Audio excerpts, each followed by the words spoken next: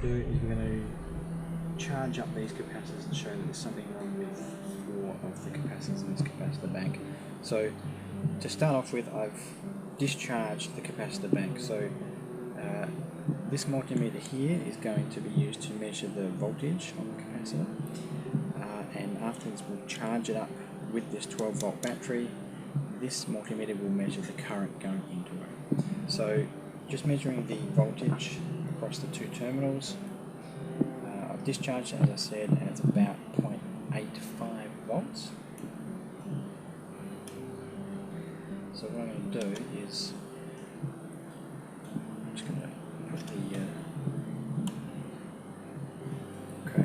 So I'm going to charge it up with a 12 volt battery. It's charging through this multimeter, which is measuring the current, through these 2 resistors just to limit the current, in the negative and then out the positive. So simultaneously measuring the voltage increase. So she's charging now. So it's charging over here. You can see at about 430 milliamps. The voltage has immediately jumped up to about 6 volts, which shows straight away that some of these capacitors have immediately jumped up to the maximum voltage. And if you look over here, the light is on this capacitor here. So that indicates that this capacitor is already at 2.7 volts and the balance circuitry here is discharging it. And you'll see just here that this one has just jumped on as well. So just to remind you that the voltage across the full bank was about 0.8 volts. Hook up a 12 volt battery, we're charging at about 400 milliamps. Immediately it jumped up to about 6 volts.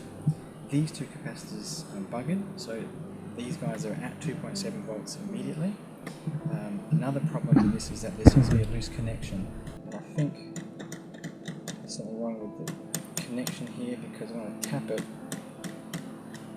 when I tap it, I can see, there you go, I see the light come on. So it's making a proper connection now. So if I now measure the voltage across that capacitor, there you go, he's now 2.4, 2.5. So the discharge circuitry is kicking in. And again, it's measuring negative because I've got my multimeter leads around the other way. I'll stop charging the capacitor, and what we will observe is that the voltage will drop pretty quickly, and it shouldn't drop. It should maintain its voltage. It'll drop slowly, but not this quickly. So I'm going to disconnect the battery now.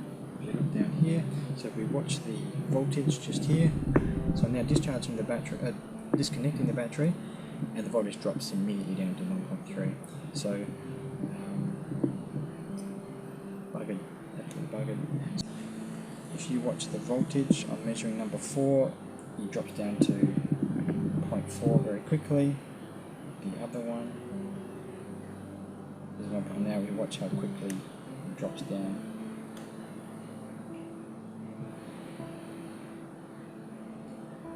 So it definitely shouldn't drop this quick.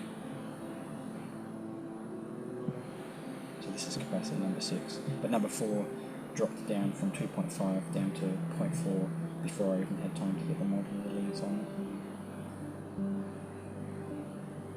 So you can see it's dropping down really, really quick. And it's not connected to anything, this is just internal discharge, and it should hold its voltage.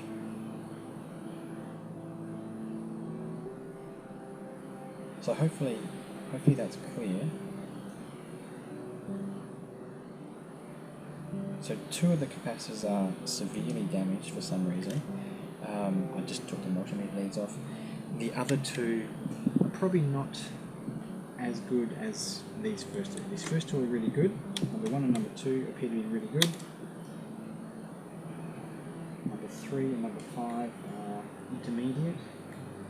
And number 4 and number 6 completely useless. So I'd say 4 of the capacitors really aren't performing as they should.